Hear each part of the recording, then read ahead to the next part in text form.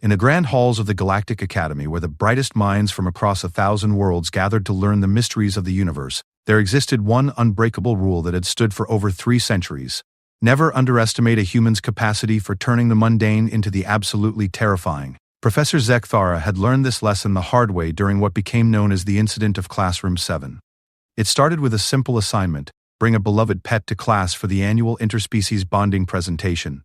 The Altarians brought their singing crystals, the Bortakians their floating jellyfish, and the Centaurians their miniature rainbow dragons. Standard, predictable, safe. Then Marcus Chen walked in, and the temperature in the room seemed to drop 10 degrees. Not from cold, but from the primal recognition that something apex had just entered their midst. Something that wore the face of humanity's infamous cheerfulness while dragging behind it a nightmare that defied every law of natural selection the galaxy thought it understood. "Sorry I'm late, Professor," Marcus said with that distinctly human smile that never quite reached the eyes when they were planning something spectacular. Had to make sure she was properly fed before bringing her to meet everyone. The leash in his hand looked ordinary enough, until you followed it down to what was definitely not supposed to exist in any sane universe. The Galactic Academy's Interspecies Studies building hummed with its usual morning energy as students from dozens of worlds made their way to Professor Zekthara's classroom. The Altarian students floated gracefully through the corridors, their crystalline bodies chiming softly with each movement. Centaurian pupils trotted along on their 4 legs, their rainbow manes shimmering under the artificial sunlight that filtered through the Academy's biodome ceiling. The massive Gorlakians lumber past, their rock-like skins scraping against the specially reinforced doorframes designed to accommodate their bulk. It was the kind of diverse morning that made Professor Zekthara proud of his work in fostering understanding between species. After 43 years of teaching at the Academy, he had seen nearly every possible combination of alien life forms learning to work together. His classroom had become a symbol of galactic unity, where prejudice died and cooperation flourished. Today's lesson plan seemed particularly straightforward. The annual interspecies bonding presentation was a tradition he had started decades ago, designed to help students understand how different cultures related to their companion animals. It was always heartwarming to see the variety of pets students brought from their homeworlds, and it never failed to generate fascinating discussions about the role of domesticated animals in society. Zekthara's 4 eyes swept across his classroom as students filed in, each carrying or leading their chosen pets. His serpentine body coiled comfortably behind his teaching desk as he made notes on his tablet. The Vortakian student Chiseo had brought a beautiful translucent jellyfish that floated in a small gravity field generator, its bioluminescent patterns creating a gentle light show.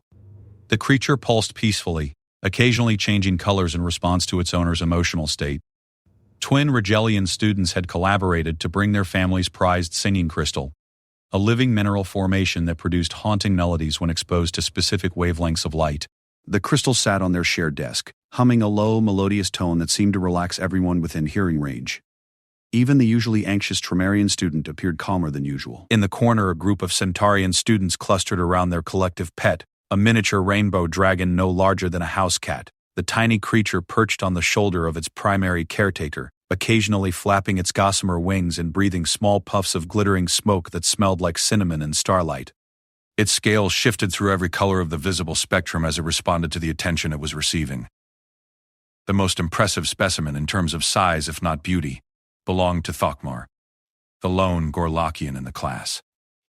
He had somehow managed to bring a rock turtle from his homeworld, a creature roughly the size of a small spacecraft that existed in a state between living organism and geological formation. The turtle sat motionless in the reinforced corner of the classroom, occasionally opening one granite eye to observe its surroundings before returning to what might have been sleep or might have been a contemplative trance lasting several centuries. Professor Zekthara was just about to begin the presentations when he noticed the empty desk near the back of the room. Marcus Chen, the human student, had not yet arrived. This was unusual, as humans were typically obsessively punctual, sometimes arriving hours early for important events. Zekthara had grown fond of Marcus over the semester, appreciating the young human's curiosity about alien cultures and his seemingly endless enthusiasm for learning about the galaxy beyond his homeworld. Humans were still relatively new to the galactic community. Earth had only made first contact 27 years ago, and humans remained something of a curiosity among the established species. They were not the strongest, like the Gorlakians, nor the most intelligent, like the crystalline Altarians. They possessed no natural telepathic abilities like the Sikari, could not manipulate energy fields like the Vortakians, and lacked the natural harmony with their environment that characterized the Centaurians. What humans did have, according to the preliminary studies conducted by the galactic scientific community, was an unusual combination of adaptability, creativity, and what researchers had termed reckless optimism. They approached problems from angles that other species found incomprehensible, often succeeding through methods that defied conventional wisdom. The few humans who had enrolled in galactic institutions were watched with considerable interest by xenopsychologists eager to understand how their minds worked. Marcus had proven to be a typical example of human unpredictability. While most students struggled with the Academy's challenging curriculum, he seemed to absorb information about alien cultures with startling ease. He had a particular gift for understanding the emotional and social dynamics that governed interspecies relationships, often offering insights that surprised even Professor Zekthara. Yet he also had a tendency to ask questions that made other students uncomfortable, probing into aspects of their societies that they considered private or obvious. "Perhaps we should begin without Mr. Chen," Zekthara was saying to the class when the classroom door slid open with its usual soft hiss. "Sorry I'm late, Professor," came a cheerful voice from the doorway. "Had to make sure she was properly fed before bringing her to meet everyone." Marcus Chen stepped into the classroom, and immediately the atmosphere changed. Every alien species possessed some form of danger-sensing ability, whether through enhanced hearing, electromagnetic field detection, or simple evolutionary instinct. As Marcus entered, every one of these natural alarm systems began screaming warnings that something predatory had just invaded their safe space. The human appeared normal enough at first glance. He was dressed in the Academy's standard student uniform, a simple blue tunic and dark pants that accommodated the wide variety of body types represented in the student population. His brown hair was slightly disheveled, as if he had been running, and his typically cheerful expression seemed even brighter than usual. In his right hand, he held what appeared to be a perfectly ordinary leash made of woven synthetic fibers. It was what was attached to the other end of the leash that caused several students to emit involuntary sounds of distress. The creature that padded into the classroom behind Marcus defied easy categorization. At first glance, it resembled the canines that human students had described as common pets on their homeworld. It had 4 legs, a tail, pointed ears, and a general body structure that suggested domestication. But there, the similarity to any sane concept of a pet ended abruptly. The animal was massive, easily the size of the rainbow dragon, but built like a biological weapon designed by a civilization, with a particular hatred for the concept of mercy. Its fur was pure black, so dark that it seemed to absorb light rather than reflect it, creating an optical illusion that made it difficult to focus on the creature's exact boundaries. Its muscles moved beneath its coat with a fluid power that suggested explosive speed and devastating strength. But it was the eyes that caused Kiesel to instinctively dim the lights of his jellyfish companion, and the Regelian twins to unconsciously harmonize their crystal song into a protective frequency. The animal's eyes were not the warm, loyal gaze that most species associated with companion animals. They were the calculating, intelligent eyes of something that understood exactly how dangerous it was and was constantly evaluating everything around it for signs of threat or weakness. "Everyone, I'd like you to meet Luna," Marcus said, his voice carrying the same pride that other students had shown when introducing their pets. He reached down and scratched behind the creature's ears with casual familiarity. "She's a German shepherd, though I guess you could say she's a bit of a special case." The animal, Luna, sat at Marcus's command, but her posture was that of a coiled spring rather than relaxed obedience.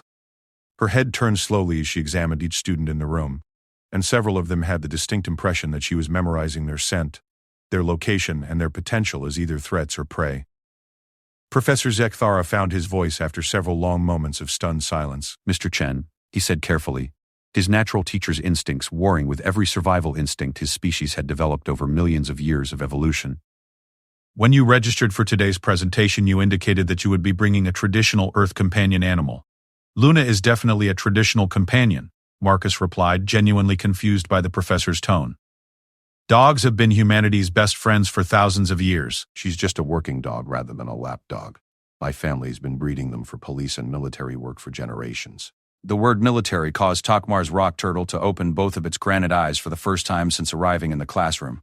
Even a creature that thought in geological timescales could recognize when something dangerous had entered its environment. "Perhaps," Professor Zekthara said, trying to maintain his professional composure while simultaneously calculating the distance to the emergency alert button, "you could tell us more about Luna's training and background.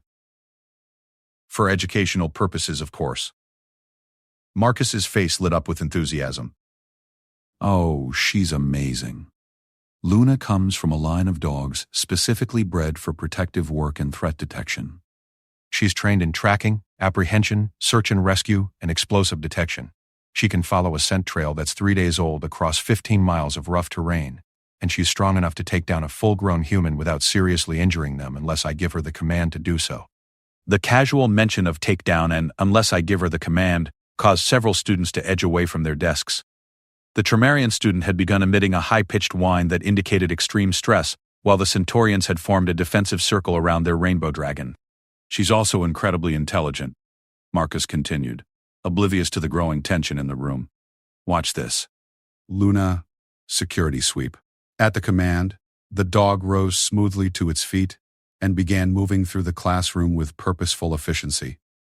It was not the random wandering of a curious pet exploring new territory. Luna moved like a trained professional conducting a systematic examination of the environment, checking corners, investigating the space under desks, and pausing at each student's location to assess them individually. When the animal approached Chixel's desk, the Vortakian instinctively made himself smaller, his jellyfish companion's bioluminescence flickering with distress. Luna spent several seconds examining both of them with an intensity that made Chixel feel as though he was being catalogued for future reference. Then the dog moved on, apparently satisfied that neither posed a threat to her handler. The experience was repeated with each student, and none of them felt comfortable being the subject of Luna's professional attention. The creature moved with a confidence that spoke of extensive training and absolute certainty in her abilities. When she completed her circuit of the room, she returned to Marcus's side and sat, her eyes never stopping their constant surveillance of the surroundings. Good girl, Marcus said, producing a small treat from his pocket and offering it to Luna. She's just making sure everyone's safe. It's instinctive for her. Professor Zekthara was beginning to understand why humans had such a reputation for casual relationship with danger. To Marcus, Luna was clearly a beloved family member and trusted companion. To everyone else in the room, she was a four-legged reminder that humans came from a world where they had domesticated apex predators and taught them to work as partners, rather than simply keeping them as pets. Mr. Chen, the professor said, perhaps you could explain to the class how humans came to develop such an intimate relationship with predatory species? Marcus considered the question seriously. Well, dogs aren't really predators anymore. I mean, they evolved from wolves, but thousands of years of selective breeding and cooperation with humans changed them. They're more like partners now. We take care of them and they help us with hunting, protection, companionship, all sorts of things. He paused, studying the expressions on his classmates' faces. I guess it might seem strange to other species, but humans have always worked with animals. We've domesticated everything from tiny birds to massive herbivores. Dogs are just the most successful partnership. The Rigelian twins exchanged a harmonized note that their translator rendered as, but why would you want a partnership that could kill you? Marcus laughed, a sound that made Luna's ears perk up attentively. Luna couldn't kill me. She's trained to protect me. Besides, humans don't really think about animals in terms of whether they could hurt us. We're more interested in what we can accomplish together. This statement caused a moment of profound silence as the implications sank in. Every other species in the room came from civilizations that had developed along more cautious lines, forming relationships with animals that were clearly subordinate or dependent. The idea of deliberately partnering with something powerful enough to be dangerous required a fundamentally different approach to risk assessment. Professor Zektara was frantically revising his lesson plan in his head. This was supposed to be a simple presentation about the cultural significance of pets, but Marcus had inadvertently opened a window into the human psyche that was both fascinating and deeply unsettling. The way the young human interacted with Luna suggested a level of trust and mutual respect that transcended the typical owner-pet dynamic. Perhaps, he said carefully, you could demonstrate some of Luna's training for the class? Nothing too intense, of course. Marcus grinned, the expression that had already become infamous among faculty for preceding interesting complications. Sure. Luna, show them your sit-stay. The dog immediately assumed a sitting position, her attention focused entirely on Marcus. Now, I can walk away, and she'll stay exactly where she is until I release her, or until she perceives a threat to me.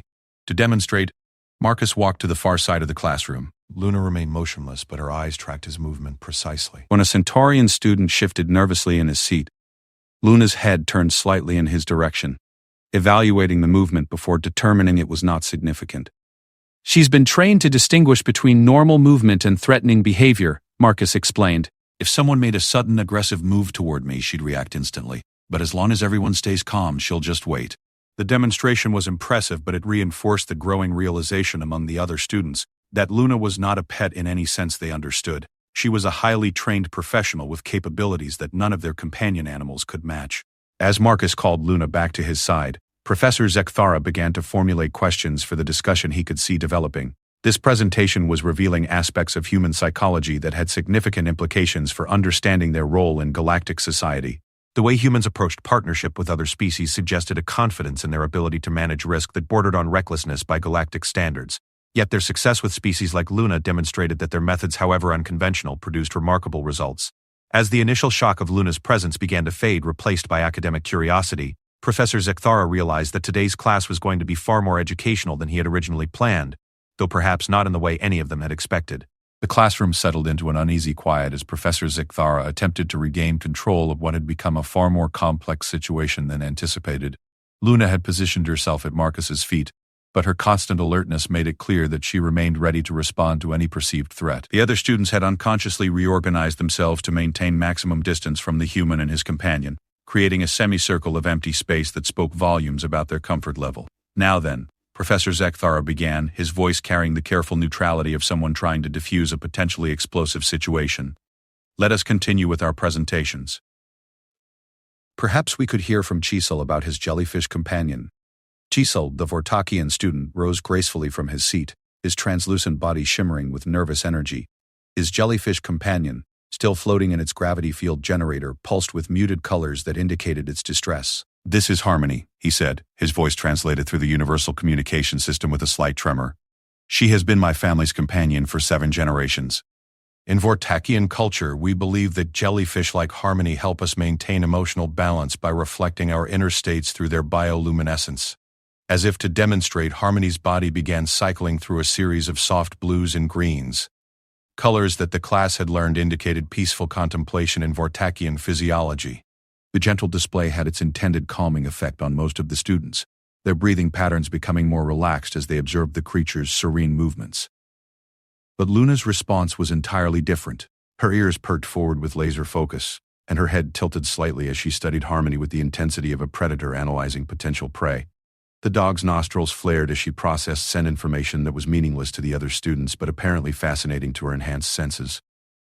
"Luna, easy girl," Marcus whispered, reaching down to touch her head gently. The contact seemed to reassure the dog, though her attention remained fixed on the floating jellyfish. Cheeksel noticed the dog's interest and involuntarily took a step backward, causing Harmony to pulse with alarmed yellow patterns. "Your companion," he said carefully to Marcus, "seems very interested in Harmony. Is this normal behavior for your species as pets?" Marcus glanced down at Luna, then back at Cheeksel with genuine concern. "She's just curious. Dogs have incredible senses, much better than humans. She's probably detecting pheromones or electrical fields that we can't sense. Luna's a professional, though. She won't act without a command from me." The word professional once again reminded everyone that they were not dealing with a typical pet. Luna's training and capabilities placed her in an entirely different category from the other companion animals present. Professor Zekthara seized the opportunity to guide the discussion toward more academic territory. This raises fascinating questions about the role of sensory enhancement in interspecies relationships. Marcus, could you elaborate on the capabilities you mentioned? How do these abilities affect the human-dog partnership? Marcus brightened at the question, clearly enthusiastic about the topic. Dogs evolved as pack hunters, so their senses are designed for tracking and threat detection. Luna can hear sounds at frequencies that humans can't detect, smell individual scent molecules from incredible distances, and sense emotional states through chemical signals. In police work, these abilities make them invaluable for finding missing persons, detecting contraband, and identifying dangerous situations before humans realize there's a problem. He paused, studying the expressions of his classmates. "I guess what makes the partnership work is that humans and dogs complement each other. We provide reasoning, planning, and tool use, while they provide sensory information and physical capabilities we lack. It's true cooperation." The Rogellian twins exchanged another harmonized note, this one translated as curiosity rather than concern. "Do humans form similar partnerships with other predatory species?" The question opened a floodgate of information that left the entire class stunned. Marcus began describing humanity's relationship with horses, animals that weighed nearly a ton and possessed powerful legs capable of delivering fatal kicks, yet which humans had trained to carry them across continents. He talked about humans working with hawks and eagles, birds of prey with talons designed to tear flesh, teaching them to hunt cooperatively and return to their handlers by choice rather than compulsion. Humans even work with marine predators, Marcus continued, warming to his subject. Some human cultures have partnerships with dolphins, which are actually apex predators in ocean environments. And there are humans who work with large felines, animals that are perfectly capable of killing a human but choose to cooperate instead. Each example sent ripples of disbelief through the classroom. The gathered aliens came from cultures that had developed along more cautious evolutionary paths, forming relationships with animals that were clearly subordinate or symbiotic rather than potentially dangerous. The human approach to animal partnerships required a fundamental confidence in their ability to manage risk that seemed almost incomprehensible. Takmar, the Gorlakian student, spoke for the first time since class began, his voice resonating through the classroom like stones grinding together. Your species chooses to live with creatures that could destroy you. Why? Marcus considered the question seriously, unconsciously reaching down to scratch Luna behind the ears. The gesture was so casual, so automatic, that it emphasized how deeply ingrained the human-animal bond had become. I think it's because we don't see them as threats. They're family members, partners, friends. Luna isn't dangerous to me because she's trained to protect me, not hurt me. The relationship is built on trust and mutual benefit. He looked around the room, taking in the various companion animals his classmates had brought. Your pets are beautiful and clearly loved, but they're all safe, aren't they? They couldn't hurt you even if they wanted to. Humans prefer relationships where both parties choose to cooperate because they want to, not because one is helpless. This statement hung in the air as the implications sank in. From the perspective of galactic civilization, humans had approached domestication from a completely different philosophical angle. Rather than seeking to minimize risk by choosing harmless companions, they had embraced risk by forming partnerships with dangerous animals and developing the trust and training necessary to make those relationships successful. Professor Zektara found himself genuinely fascinated by the insights emerging from what should have been a routine class presentation. Marcus, this suggests that humans have a fundamentally different approach to risk management than most galactic species. Could you explain how your society developed this perspective? Marcus thought for a moment, absently watching Luna track a small maintenance drone that was cleaning the classroom's air filtration system near the ceiling. I think it comes from our evolutionary history. Humans evolved as cooperative hunters on a world with lots of dangerous predators. Working with animals like dogs and horses gave us advantages we couldn't get any other way. He gestured toward Luna, who had lost interest in the maintenance drone, and returned her attention to monitoring the classroom. Luna's ancestors helped humans hunt mammoth, animals that were 10 times our size and could kill us easily. But working together, humans and dogs could take down prey that neither species could handle alone. The partnership made both species more successful. The mention of mammoth hunting caused several students to emit sounds of distress. The idea that humans had deliberately hunted creatures 10 times their size using predatory animals as partners painted a picture of their homeworld that was far more dangerous than anyone had imagined. Cheeksel, still standing beside his peacefully floating jellyfish, voiced what many of the students were thinking. Your homeworld sounds terrifying. How did your species develop enough population to create civilization if everything was trying to kill you? Marcus laughed, the sound causing Luna's tail to wag slightly. Earth isn't that bad. Most animals leave you alone if you don't bother them. And having predators around actually made us smarter, more creative, better at working together. We had to develop technology, cooperation, and problem-solving skills to survive. This perspective shift was profound for the other students. They came from worlds where evolution had followed more predictable paths with clear hierarchies and minimal interspecies conflict. The human approach to survival through partnership with dangerous animals suggested a level of adaptability and risk tolerance that explained many of the behavioral patterns that galactic xenopsychologists had observed but not understood. The Centaurian student who owned the rainbow dragon spoke up, his forelegs shifting nervously. But surely your civilization eventually moved past such dangerous partnerships? In modern human society, you must have developed safer alternatives. Marcus shook his head, grinning. Actually, we expanded the partnerships. Modern humans work with dogs in hundreds of specialized roles. Luna's specifically trained for protection work, but there are dogs trained for medical assistance, psychological therapy, search and rescue, explosive detection, drug interdiction, and dozens of other jobs. Some dogs can detect diseases in humans before our own medical equipment can identify them. The revelation that humans had not only maintained their partnerships with predatory animals but had actually expanded and specialized them was staggering. While most galactic civilizations had moved toward greater safety and predictability as they developed advanced technology, humans had continued to embrace biological partnerships that required constant trust and cooperation. Professor Zektara was beginning to understand that today's class was revealing something fundamental about human psychology that had implications far beyond pet ownership. The human approach to risk, partnership, and trust was fundamentally different from galactic norms, and these differences might explain many of the unusual behaviors that had been observed in human diplomatic, military, and scientific personnel. As if to demonstrate the point, Luna suddenly rose to her feet, her attention focused on something none of the other students could detect. Her posture changed subtly, becoming more alert but not aggressive. She looked toward the classroom door, her ears forward, and her body tense with anticipation. "What is it, girl?" Marcus asked quietly, immediately responding to his companion's signal. Before Luna could respond in whatever way dogs communicated with their handlers, the classroom door slid open to reveal Academy Security Chief Fractone, a massive Gorlakian whose presence immediately filled the available space. His rock-like features were set in an expression that suggested official business, and his electromagnetic field scanner was active, creating a subtle humming sound that indicated he was conducting some kind of investigation. "Professor Zektara," Chief Fractone rumbled, his voice resonating through the floor as much as through the air. "We have received reports of a potentially dangerous predator in this section of the Academy. Have you observed any unusual animal behavior in your classroom?" The irony of the situation was not lost on Professor Zektara. The Academy's security systems had detected Luna's presence and classified her as a potential threat, completely missing the fact that she was actually the best trained and most professional animal in the building. Marcus started to stand, but Luna's subtle movement positioned herself between him and the security chief, her body language shifting into a protective stance that managed to be both respectful and unmistakably ready for action. It was a display of trained professionalism that would have been impressive in a security officer, let alone a companion animal. "Chief Fractone," Professor Zektara said carefully, "I believe there may be some misunderstanding about the nature of our classroom activities today." Security Chief Fractone's four eyes swept the classroom, his enhanced senses cataloging every student and their respective companion animals.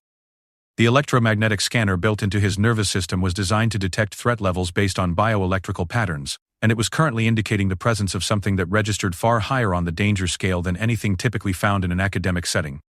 His gaze settled on Luna, and his massive form tensed slightly as his threat assessment protocols engaged. The dog returned his stare with calm professionalism, neither backing down nor showing aggression, but making it clear that she was fully aware of his presence and capabilities. It was a standoff between two highly trained security professionals, one biological and one technological, each evaluating the other according to their respective expertise. "Professor," Chief Fractone said slowly, his voice carrying the careful neutrality of someone addressing a potential crisis situation, "my sensors indicate the presence of a biological weapon in your classroom. Please identify yourself and your companion," he added, turning his attention to Marcus. Marcus stood slowly, his movements deliberate and non-threatening, while Luna maintained her protective position without becoming aggressive. "I'm Marcus Chen, first-year student in interspecies studies." "This is Luna, my family's dog. We're here for the pet presentation assignment." Tila. The word dog seemed to activate some kind of recognition protocol in Chief Fractone's database because his electromagnetic field scanner shifted frequency and began conducting what appeared to be a more detailed analysis. "According to my files, Earth canines are classified as domesticated companion animals. However, my sensors indicate this specimen possesses capabilities consistent with a trained combat operative." Professor Zektara found himself in the unusual position of mediating between Academy security and a student's pet. "Chief, perhaps we could resolve this situation by allowing Marcus to demonstrate Luna's training? I believe the confusion stems from differences between human and galactic concepts of domestic animals." Chief Fractone considered this suggestion while continuing his sensor sweep of Luna. The dog's bioelectrical pattern showed the controlled alertness of a professional security operative, but also the emotional attachment indicators typically associated with bonded companion animals.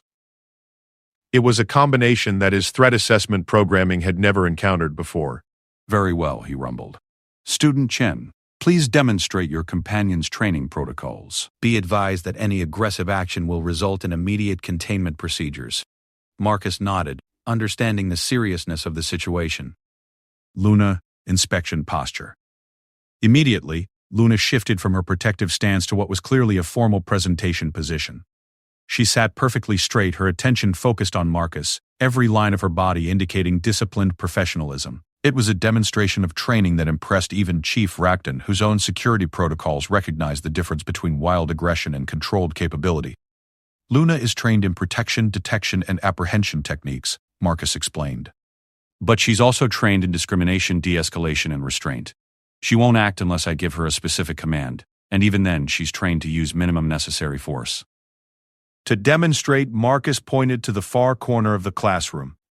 Luna, perimeter check, non-threat assessment. The dog rose smoothly and began moving through the classroom in a pattern that was clearly professional reconnaissance. But her approach to each student was different from her earlier security sweep. This time, she approached each alien student's position, stopped at a respectful distance, and waited until they acknowledged her presence before moving on. It was a demonstration of tactical awareness combined with social intelligence that impressed everyone present. When Luna reached Chief Racton's position, she stopped and sat, looking up at the massive security chief with alert respect. It was clear that she recognized him as a fellow professional and was offering a formal greeting between equals. Chief Racton's electromagnetic scanner continued its analysis, but his posture had shifted from threat assessment to professional curiosity. Remarkable. Her bioelectrical patterns indicate constant threat evaluation, but combined with social bonding responses and obedience conditioning. How long does such training require? Marcus smiled, clearly proud of Luna's performance. Luna's been in training since she was 8 weeks old.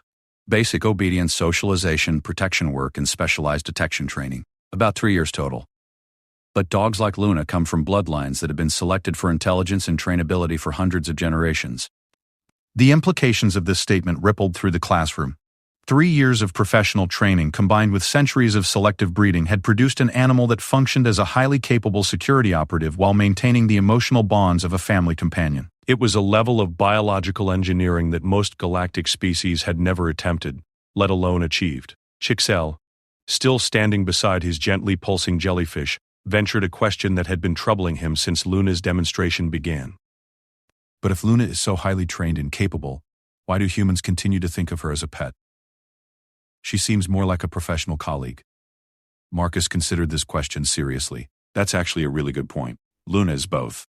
She's a working dog, which means she has a job and professional responsibilities.